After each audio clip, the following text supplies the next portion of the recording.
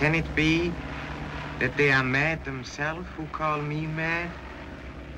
If you only knew what was going on in this head of mine. Cuando Peter Lorre salía en una película, el miedo estaba asegurado. Nice work. Neat, very neat. Es uno de los mejores actores que jamás he visto. I'm not a liar, but you are a coward. You don't want to hear the truth. Siempre me acordaré de sus ojos. Cuando te miraba era como si te dijera, voy a penetrar hasta el fondo de tu alma. Fue uno de los mejores actores de carácter que jamás hayan trabajado en Hollywood.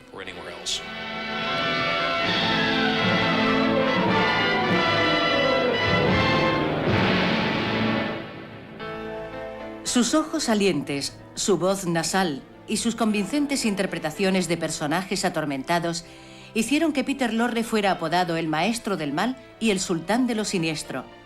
Pero en realidad era un hombre culto, amable y sensible, que dedicó la mayor parte de su vida a intentar huir de la sombra de sus macabras personificaciones. Peter Lorre, cuyo verdadero nombre era Ladislav Lovenstein, nació el 26 de junio de 1904 en Hungría y pronto aprendió a enfrentarse a las adversidades de la vida.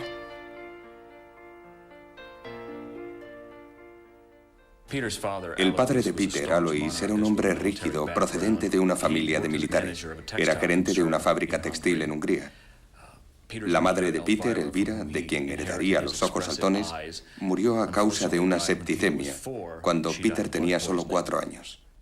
Solo con 4 hijos, Alois no tardó en volver a casarse y trasladarse con su familia a Viena, justo antes de que estallara la guerra en los Balcanes en 1913. Poco interesado en los estudios, a Ladislav le encantaba pintar y leer historias sobre América. Sin embargo, sería en la escuela donde él y su hermano menor, Francis, tendrían su primera experiencia teatral. Mi padre y mi tío representaron Blancanieves y los 7 enanitos en la escuela secundaria, por lo que pudo mostrar su talento a una edad muy temprana. Después de graduarse, el joven actor por fin hizo público que quería ser actor. Descontento con la elección de su hijo, el padre de Ladislav, un hombre de ideas conservadoras, le pidió que aprendiera un oficio con el que pudiera ganarse la vida. Hicieron un trato por el que Ladislav trabajaría de día como cajero en un banco y por la noche se dedicaría a actuar. Pero esta doble vida resultaría agotadora para el frustrado actor y fue despedido del banco. Viendo el verdadero interés de su hijo, Alois finalmente permitió que Ladislav se volcara en el estilo de vida bohemio de los años 20.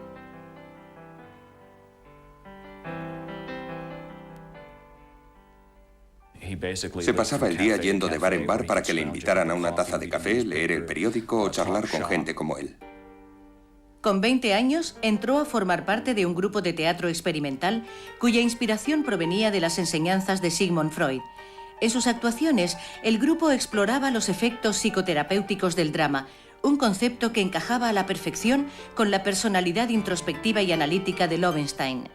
Gracias a sus enormes y expresivos ojos capaces de proyectar todo tipo de emociones, Ladislav no tardaría en ser reconocido como un actor de talento. En una de sus representaciones, Lorre interpretaba a un psicópata que, armado con un cuchillo, perseguía a una prostituta por el escenario. Fue tan convincente que el público comenzó a gritarle para que no la matara. Estos primeros éxitos animaron al joven actor a buscar mejores oportunidades. En 1925, y siguiendo el consejo de un amigo, se trasladó a Berlín y adoptó el nombre artístico de Peter Lorre.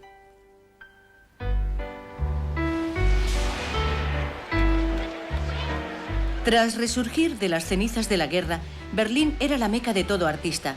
Aquí, lo decadente, lo divertido y lo degenerado estaba de moda.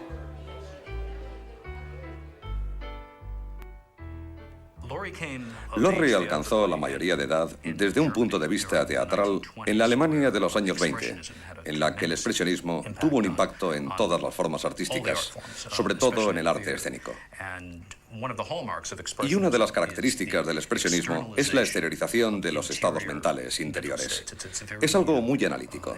Lorre solía decir que para él actuar era como una ciencia, que era muy parecido a la psicología y que todo buen actor era un psicólogo. Bertolt Brecht, el afamado dramaturgo alemán, fue también uno de los mayores defensores del movimiento expresionista. Tras hacerle a Lorre una prueba para una de sus obras, Brecht quedó maravillado por el aspecto y el estilo del joven actor, por lo que le ofreció la oportunidad de interpretar personajes más complejos. En 1929, Lorre asombró a los aficionados al teatro con su actuación en una obra dirigida por Brecht titulada Pioniere in Ingosta. Un crítico dijo de él que era una cara nueva y una cara terrorífica. Con 25 años, Peter Lorre era admirado por todos sus compañeros de profesión. Una de estas admiradoras fue la actriz Celia Lovsky.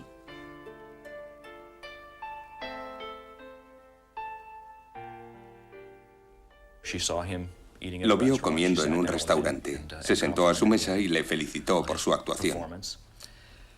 Él la acompañó a su casa y al llegar le dijo que estaba enamorado de ella. Ella se rió en su cara, a lo que él respondió llamándola monstruo. A partir de entonces, ese sería el apelativo cariñoso con el que se dirigiría a Celia. Los dos se hicieron inseparables y poco después decidieron vivir juntos, pero la felicidad de Peter duraría muy poco.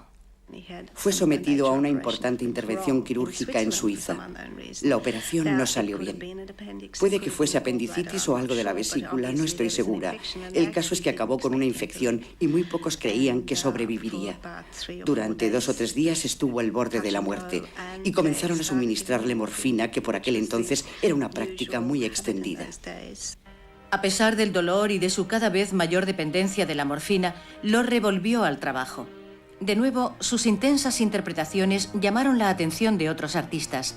Entre estos se encontraba el cineasta más importante de Alemania, Fritz Lang, quien tras verle actuar le daría el papel protagonista de su siguiente película.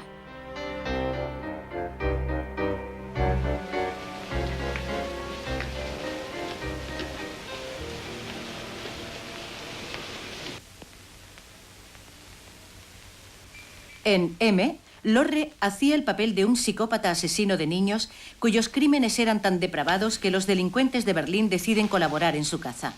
En la escena cumbre de la película huye despavorido intentando salvar su vida.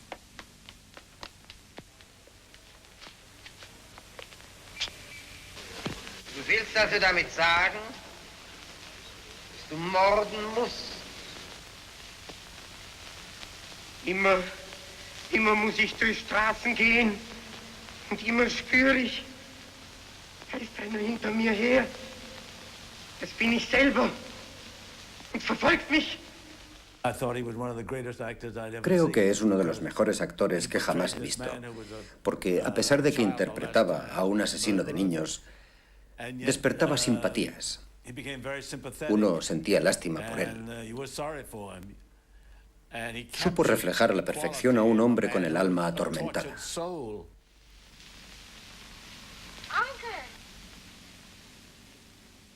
Es posible que, de manera inconsciente, personificara el mal como hecho corriente en la Alemania prefascista. En la caracterización de Lorre no hay nada melodramático. Es de lo más corriente.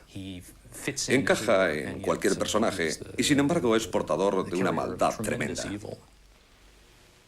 La prensa internacional aclamó a Lorre diciendo que era el mejor actor del mundo, y la intensidad de su aterradora actuación hizo de él una estrella.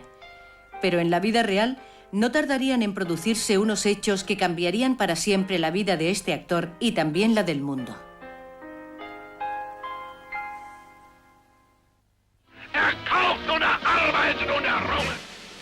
En 1933, Adolfo Hitler y el partido nazi se hicieron con el control de Alemania y comenzaron la destrucción deliberada y sistemática de cualquier cosa o persona que se interpusiera en su camino. Además de los judíos, entre los enemigos de Hitler estaban los intelectuales, los progresistas y los artistas. Para los nazis, el movimiento expresionista era sinónimo de decadencia y obscenidad. Muchos artistas, dramaturgos y filósofos fueron encarcelados y ejecutados.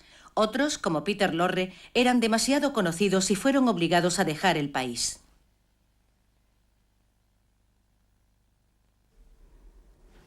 Fue Goebbels, que luego llegaría a ser ministro de propaganda y que en aquella época estaba muy interesado en el teatro y en general en todas las formas artísticas, quien se autodeclaró su protector, por así decirlo.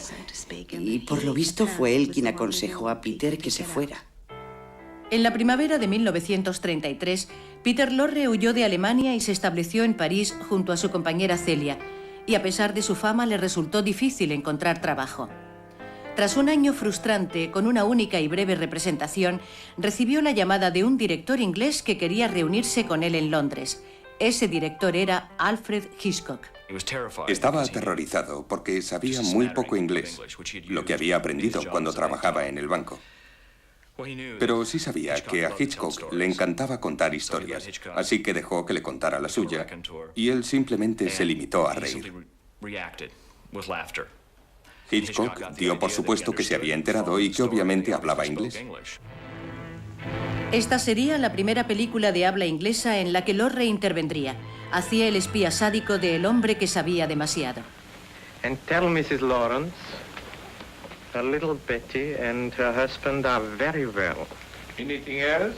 Tell her they may soon be leaving us. Leaving us for a long, long journey. How is it that Shakespeare says? From which no traveler returns. Luego confesaría que apenas hablaba inglés, pero que se quedaba despierto hasta la madrugada bebiendo café y memorizando el guión, para después aprender el significado de las palabras. Por lo que todos estaban convencidos de que tenía controlado el papel.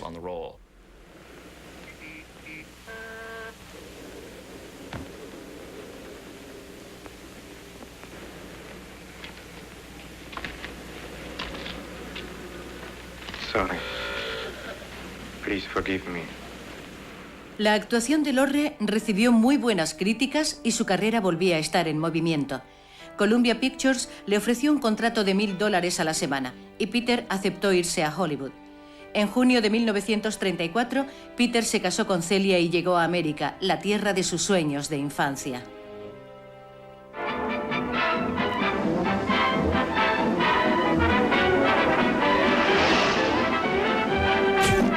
La luz de Hollywood y su trepidante estilo de vida fue un camino radical frente a la oscura pesadilla que asolaba a Europa.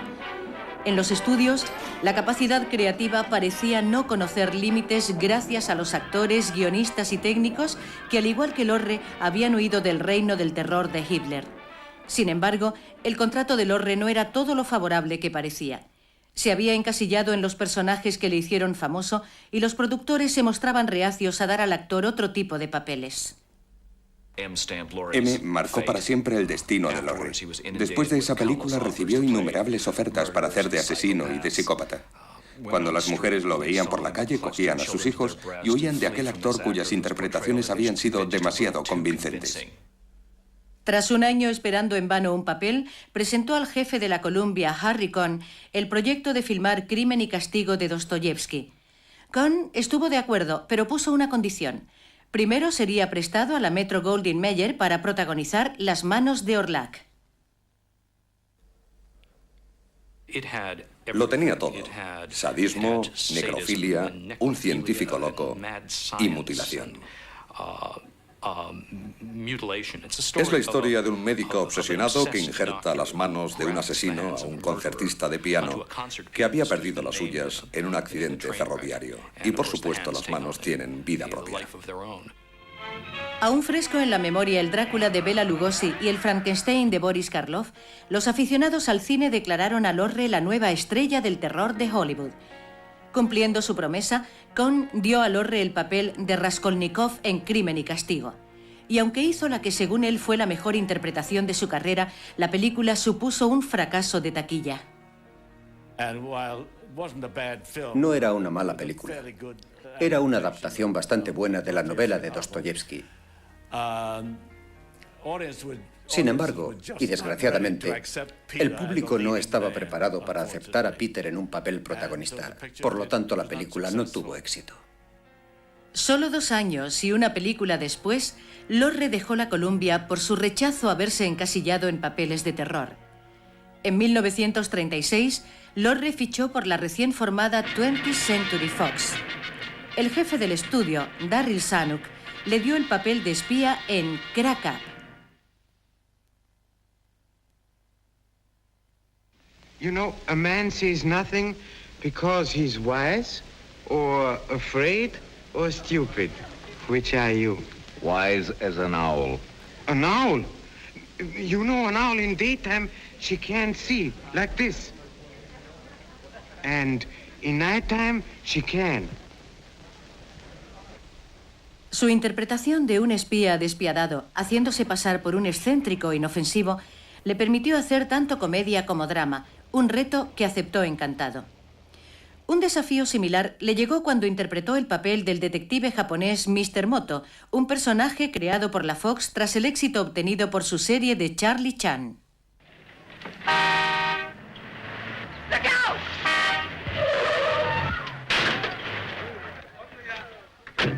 Where's Moto? Are you hurt? No, thank you. Only a slight miss-hap. Gee, I thought sure we were going to kill somebody. Mr. Moto is a very difficult fellow to kill. La película tuvo una gran acogida y en menos de 2 años Lorre aparecería en otros 8 films de Mr. Moto.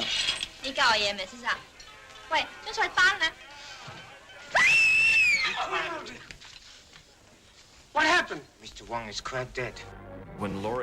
Más tarde, cuando Lorre hablaba de su serie Mr. Moto, solía decir: huí de mi país para ser actor, no para convertirme en Mr. Moto.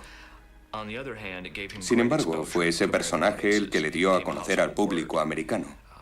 Y Lorre tampoco podía olvidar eso.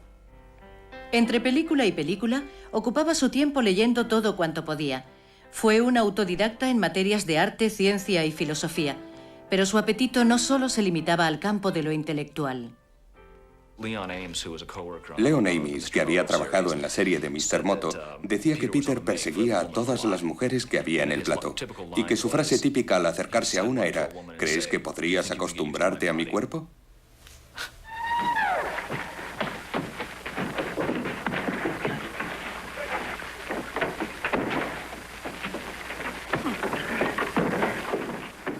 A pesar de su éxito como Mr. Moto, el actor se sentía frustrado y deprimido porque pensaba que sus películas eran repetitivas e insustanciales.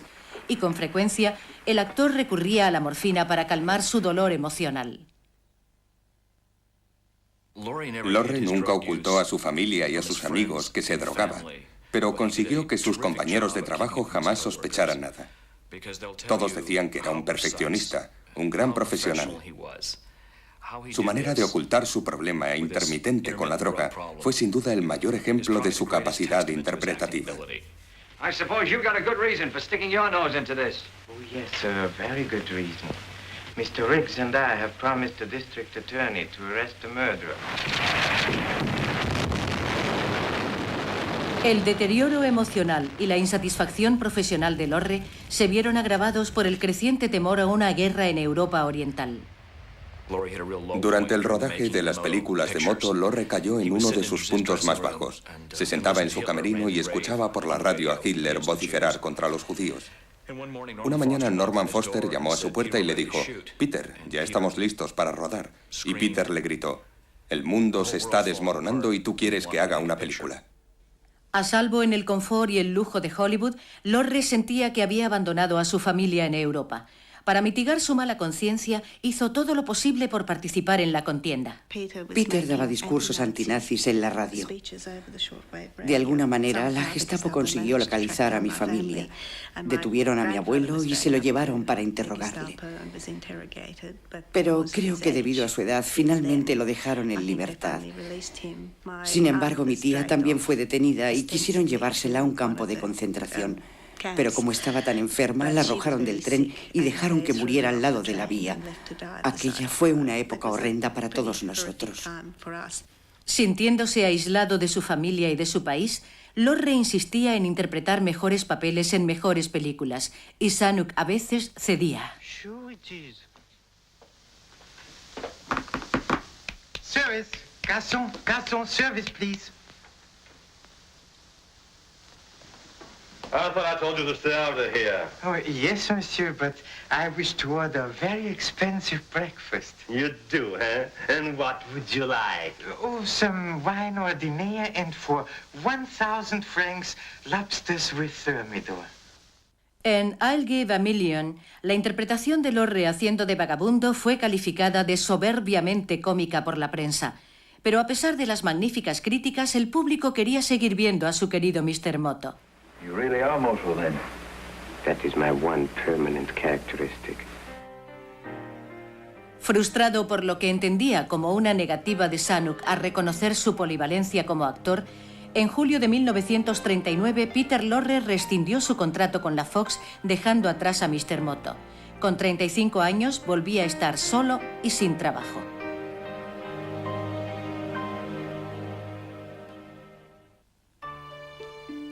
En 1940 tuvo que rendirse a su encasillamiento y apareció junto a Bela Lugosi y Boris Karloff en El Castillo de los Misterios, un thriller cómico recibido con frialdad por la crítica. Después hizo algunas intervenciones en películas intrascendentes. Pero el actor húngaro, que ya antes había demostrado su incuestionable categoría, estaba a punto de recibir ese empujón que necesitaba. We were talking about a lot more money than this. There are more of us to be taken care of now. That may be, but I've got the Falcon. You may have the Falcon, but we certainly have you.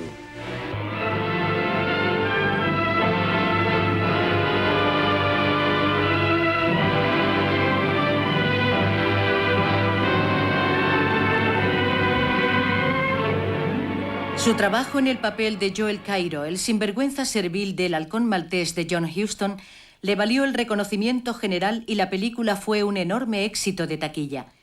De hecho, la química entre Lorre, Bogart y el omnipotente Sidney Greenstreet fue tan intensa que el trío no tardó en volver a aparecer en un clásico del cine, Casablanca.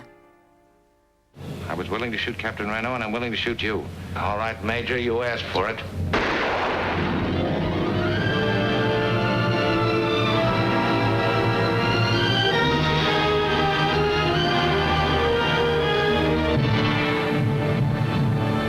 What do you want for Sam?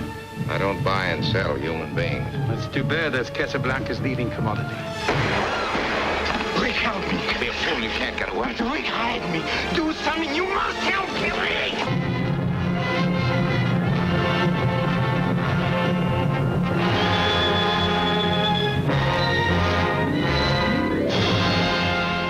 Su contrato con la Warner Brothers le permitió hacer películas de mayor calidad y le garantizó un trabajo estable.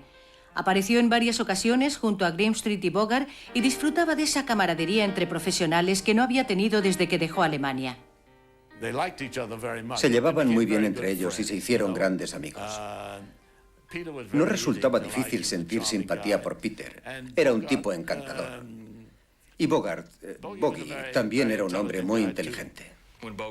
Bogart pensaba casarse con una mujer 22 o 23 años más joven que él y estaba muy preocupado, por lo que fue a pedirle consejo a Lorre. Y Lorre le dijo que era mejor tener 5, 10 o 15 años de felicidad a no tener ninguno. Para Peter y su mujer Celia, la felicidad tras 10 años de matrimonio era ya algo del pasado. Habían pasado de ser amantes a ser amigos. Mientras rodaba All Through the Night, Lorre se encaprichó por su compañera de reparto, una joven actriz alemana llamada Karen Verne. Me di cuenta de que empezaba a vestirse un poco mejor. Y sabía que solían pasar juntos algunos fines de semana. Sí, era como si estuviera intentando ganarse su afecto. El 25 de mayo de 1945, 2 meses después de divorciarse de Celia, Peter y Karen contrajeron matrimonio. Para poder mantener el ritmo de su joven y atlética esposa, Lorre, que tenía 41 años, empezó a jugar al tenis y muy pronto consiguió tener un cuerpo juvenil y musculoso. Se sentía feliz y su estado de ánimo se reflejaba en las bromas que gastaba a sus compañeros de la Warner. Nunca olvidaré el día en que Judith Anderson vino a verme para preguntarme por qué todo el mundo se reía cada vez que Peter salía de su camerino. Así que un día fui a ver lo que pasaba. Resultó que cada vez que salía de su camerino tras visitarla, Peter se subía a la cremallera del pantalón. Naturalmente no pasaba nada. Él lo hacía solo para divertirse. Y cuando Judy se enteró, salió corriendo detrás de él con un cepillo para el pelo. Le encantaba fastidiar a Errol Flynn. Iba a vestuario y se ponía los disfraces más increíbles, como el de Charles Lawton en Rebelión a Bordo. Y justo en mitad de una toma, mientras Errol hablaba, se ponía a gritar: «¡Vamos allá, rebelión!» y cosas así. Y Errol decía: «Oh Dios, otra vez Lorre, que alguien lo saque del plató».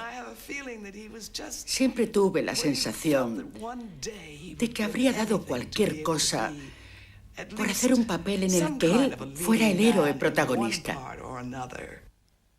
A pesar de la falta de ofertas de primeros papeles, en los 3 años siguientes intervino en más de 2 docenas de películas. Ganaba mucho dinero y vivía muy bien. Pero, irónicamente, el fin de la Segunda Guerra Mundial supuso también el fin de los personajes en los que Lorre se había especializado. Las películas del oeste y las comedias pronto sustituyeron a las historias de miedo. En menos de un año volvió a verse interpretando esos personajes intrascendentes que tanto despreciaba. I heard what they said in the garden. I couldn't help but hear. It's a lie. You're lying. I'm not a liar. But you are a coward. You don't want to hear the truth. Sus días de gloria en la Warner habían acabado. En lugar de trabajar junto a Humphrey Bogart, su nuevo compañero de reparto era una mano amputada. Pero como siempre, Peter se comportaba como un profesional. Nunca he visto un actor más serio. Siempre llegaba a su hora y jamás olvidaba ni una sola palabra del guión. No era nada raro que hiciera sugerencias, y su talento era tal que los directores las aceptaban de inmediato.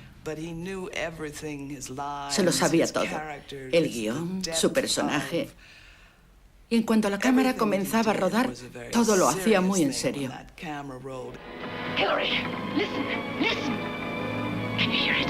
The piano. It's the hand playing. It's the hand. You were right all the time. It was Ingram's hand that committed murder. La bestia de 5 dedos fue el último trabajo de Lorre para la Warner Brothers. En 1946, y tras hacer 16 películas en 5 años, su contrato no fue renovado. Coincidiendo con aquello, Sam Stifel, un agente artístico que también representaba a Mickey Rooney, le convenció de que si se hacía independiente ganaría más y podría producir, dirigir y actuar en sus propias películas. Para Lorre, la posibilidad de tomar las riendas de su carrera y salir de su encasillamiento le resultó muy atractiva. Peter fundó su propia empresa, la Lorre Incorporated, pero al igual que muchos otros actores de entonces, era un desastre como empresario, por lo que le dio a Stifel plenos poderes sobre sus asuntos legales y profesionales. May I help you with your overcoat? Pardon, monsieur, your collar. Yeah, I'm roughing it. Here we are. Thanks, Cuddles. Very amusing. El negocio fue mal y sus grandes sueños no tardaron en derrumbarse ante los problemas financieros, por lo que Lorre se vio obligado a aceptar los pocos papeles que le ofrecían. Afortunadamente, el cine no era su única fuente de ingresos. Las historias de misterio radiadas estaban de moda, y la voz expresiva y peculiar de Lorre hizo que fuera requerido por muchas emisoras. The way you talk, anybody'd think you don't even like the poor cat. Like it? I hate it. I tell you, I hate it. I hate it. I hate it. En sus actuaciones daba tanto de sí como si estuviera ante una cámara o ante cientos de personas. Incluso en una escena se había metido tanto en su personaje y en la obra que su dentadura postiza saltó por los aires. La cogió antes de que cayera al suelo, se la volvió a meter en la boca y continuó como si no pasara nada. Take your hands off it, I want. Did you hear me? I don't like to be pushed around. I just don't. Desgraciadamente, su experiencia con Lorre Incorporated no fue nada estimulante.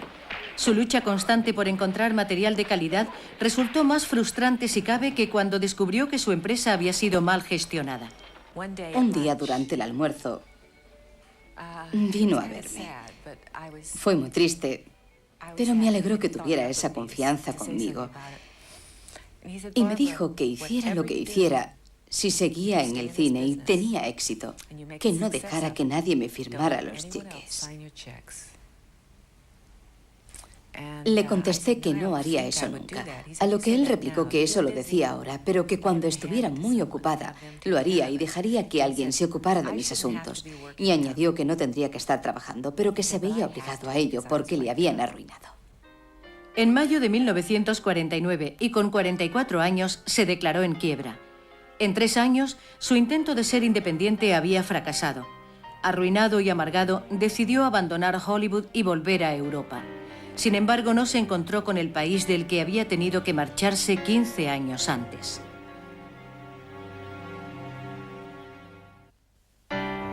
En junio de 1949, Peter y su esposa Karen se fueron a Inglaterra, donde debían dar una serie de recitales de poesía. Pero los 4 años de problemas profesionales y económicos habían erosionado gravemente al matrimonio. A las pocas semanas de llegar a Londres, Karen decidió volver a su casa de California, y Peter se fue solo a Alemania. El Berlín bohemio de los años juveniles de Lorre ya no existía. En su lugar solo había edificios semiderruidos y campos para refugiados. Aquí pudo ver la destrucción del espíritu humano reflejado en los ojos de los supervivientes. Sobrecogido, volvió a buscar consuelo en la morfina. Tras ingresar en un sanatorio alemán, el actor ya divorciado conoció a una paciente llamada Anne-Marie Brenning. A pesar de los 18 años de diferencia, comenzaron una relación seria. En 1950, Lorre proyectó hacer una película sobre la penosa situación por la que atravesaba Alemania. Animado por el apoyo emocional de Anne-Marie, decidió escribir, producir, dirigir y protagonizar Der Verlorene, pero la ambiciosa producción estuvo plagada de problemas. El máster de la película se perdió en un incendio y Lorre tuvo que volver a montar todo el proyecto. Tampoco supo predecir la reacción alemana a la película. Tras vivir la guerra directamente, el público no estaba muy interesado en que una estrella de Hollywood removiese sus tristes cenizas. Cuando en septiembre de 1951 fue estrenada, la reacción generalizada fue de apatía.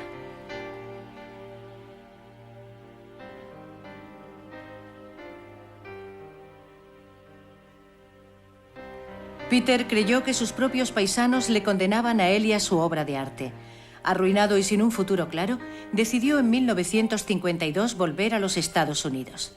Para colmo de desgracias, Anne-Marie quedó embarazada y optó por quedarse en Alemania.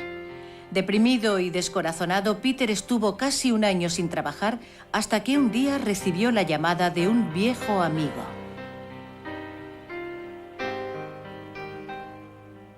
John Huston sabía por lo que Lorre había pasado y que no tenía a dónde ir. Así que decidió hacer algo y le dio el papel de granuja un tanto cómico en La burla del diablo. Aquello fue su salvación. A child, 6 years old, is older in his heart than you'll be at 60. It smokes, it drinks, it philosophizes. At this rate, I'll be 60 before you get to the point. Para Lorre aquello significó la oportunidad de volver a estar junto a Bogart y a Huston, así como una vuelta a épocas más felices, a los años de camaradería, de bromas y de trabajo con verdaderos profesionales. Aquellos que no lo habían visto desde su última película de Hollywood comprobaron que los excesos de Lorre le estaban pasando factura. Quedé impresionado al comprobar su deterioro físico. Estaba hinchado y con una gran barriga. Estaba en pleno declive. Fue muy triste porque tenía mucho talento. What's our wide-eyed Irish leprechaun doing outside my door? Why do you always make jokes about my name, huh? In Chile, the name of O'Hara is a tip-top name. Many Germans in Chile have become to be called O'Hara. Al finalizar el rodaje, volvió a Alemania para conocer a su hija Catherine. Anne-Marie y Peter se casaron el 23 de julio de 1953. Su futuro parecía ahora más optimista. Se sentía muy satisfecho y muy feliz. Se le caía la baba con la niña que se parecía mucho a él. Al igual que su padre, tenía mucho genio y también era muy creativa y artística. Aquel mismo verano, Peter se trasladó con su familia a Beverly Hills y comenzó a recibir numerosas ofertas de la televisión. El nuevo medio permitiría hacer una amplísima gama de personajes a este actor formado en el teatro. Look, Mr. Bond, as you should know by now, I'm quite without mercy, and if you continue to be that obstinate, I'll have to torture you. You'll be tortured to the edge of madness. Believe me, you have no hope whatsoever, you hear? None. Nor has she. You're an ugly little man. Why don't you stop talking? En su papel de enemigo de James Bond en la adaptación televisiva de Casino Royale de Ian Fleming, Peter Lorre mostró una intensidad y una perversidad poco habitual para aquella época. Very lucky, Mr. Bond. Yes. And very handsome. Tell me, has he changed much since the days when you two were... He looks just the same. Uh-huh. You want me to talk with him now? Plenty of time. I'll tell you when. Durante sus últimos años, Lorre solía comparar su trabajo para el cine y la televisión con la limpieza de letrinas, lo cual era realmente injusto, porque muchos de los papeles que hizo por aquel entonces fueron en dramas como Playhouse 90 y Clímax, en los cuales interpretaba a personajes mucho más complejos de los que le habían ofrecido en el cine, más profundos y con mayor sustancia.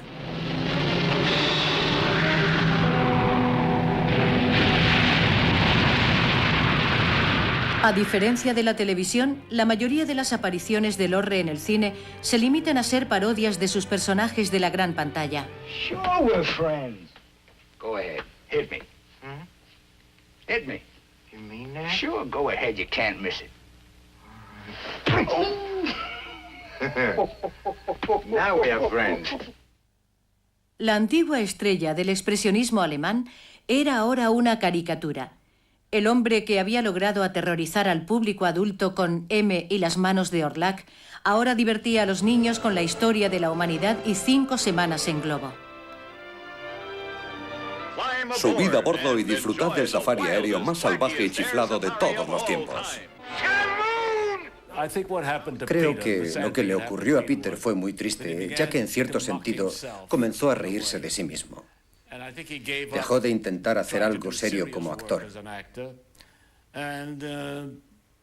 Veía Hollywood como un lugar donde ganar dinero y, como solía decirme, para poner caras raras.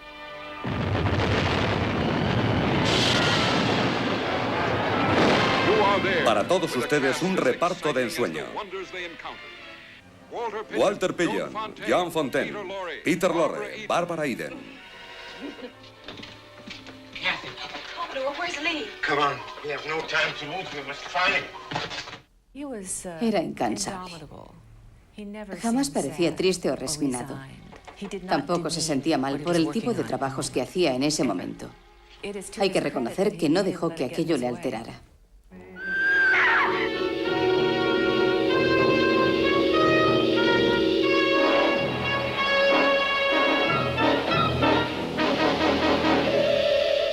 En 1962, Lorre apareció en una serie de comedias de terror de bajo presupuesto. True terror is the soft, cold caress of the raven's wing. Dirigidas por Roger Corman, estas adaptaciones libres de los cuentos de Edgar Allan Poe contaron con la presencia de veteranos del terror, como Boris Karloff, Basil Rathbone y Vincent Price. En ellas interpretó papeles con más hilaridad que maldad, y por primera vez en muchos años disfrutaba de su trabajo. De una relativa tranquilidad, por así decirlo, pasó a una actividad frenética. Hacía muchas películas y le pagaban bien por ello. Le encantaba hacer películas y le encantaba el dinero. Para Lorre este fue un periodo de diversión, de huida, y básicamente un periodo para ganar dinero para su hija, ya que sabía que le quedaba muy poco tiempo de vida. Su salud era muy delicada. Por aquel entonces estaba muy enfermo, pero cuando la cámara comenzaba a rodar no daba señal alguna de estar tan mal. Pude percibir que disfrutaba cada segundo en los que hacía comedia.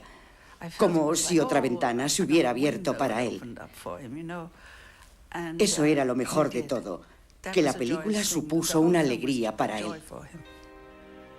Los críticos alabaron la química existente entre los monstruos más famosos del mundo del celuloide. Tras años de decepciones personales y profesionales, parecía que Peter Lorre al fin podría disfrutar de un futuro feliz y tranquilo. Pero una vez más, el destino le jugó una mala pasada.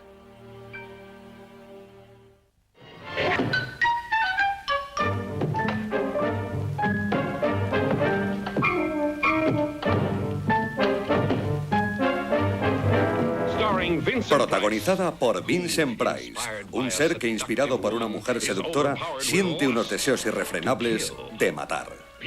Peter Lorre, demasiado sensible tanto para la vida que lleva como para las vidas que quita. A punto de cumplir 60 años, Peter Lorre hacía una película al año. En el plató, su amor a la interpretación seguía motivándole, pero fuera de él debía combatir la fatiga crónica, la debilidad y la depresión, y sus problemas en casa no hacían más que aumentar su tristeza. Su matrimonio con Anne-Marie no fue muy feliz. Ella le ponía muy nervioso. Cuando iba a algún restaurante se anunciaba diciendo que era la señora de Peter Lorre para conseguir una buena mesa, y se aprovechaba del hecho de ser la esposa de una celebridad. Y Peter en aquel entonces prefería pasar desapercibido y no anunciar su presencia. Curiosamente, el actor se llevaba mucho mejor con sus dos esposas anteriores. A menudo llamaba a Karen, su segunda mujer, y con la primera, Celia, hablaba casi a diario. Siempre he pensado que Celia fue como una segunda madre para él. Y creo que fue ella quien siempre estuvo a su lado. Era mayor que él, tenía los pies en la tierra y también era muy bondadosa. En 1962, Peter y Anne-Marie decidieron dar fin a su relación de 12 años.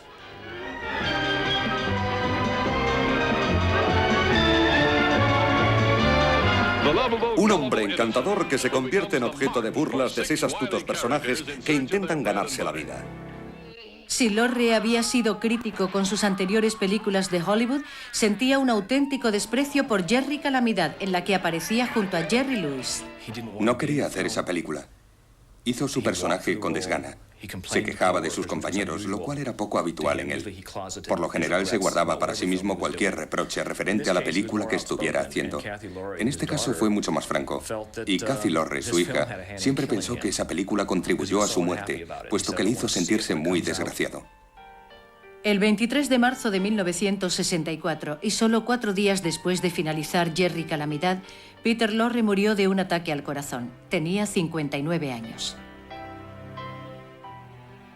Tras una carrera de 34 años, en los que hizo 79 películas y decenas de apariciones en el teatro, la radio y la televisión, la muerte de Lorre supuso la pérdida de un artista privilegiado y generoso y de uno de los seres más sinceros de la pantalla. Al final tuvo una carrera frenética. Fue algo trágico. No debió haber acabado así. En un mundo, en una sociedad diferente, habríamos apreciado mucho más su talento y su capacidad. Nunca deja de asombrarme que incluso hoy en día se acuerden de él. Cuando aparecía en la pantalla se podía ver su espíritu creativo. Para mí, Peter Lorre fue un ser cálido, divertido, travieso. Fue fantástico poder trabajar con él. Es posible que el legado de Peter Lorre quede demostrado por el hecho de que incluso aquellos que nunca han visto una película suya saben quién es, saben cómo era esa voz, saben lo que significó esa voz y saben qué aspecto tenía. Lo echo muchísimo de menos. No hay nadie como él. En esta ciudad hay muchas personas que pueden ser sustituidas, pero nadie puede sustituir a Peter.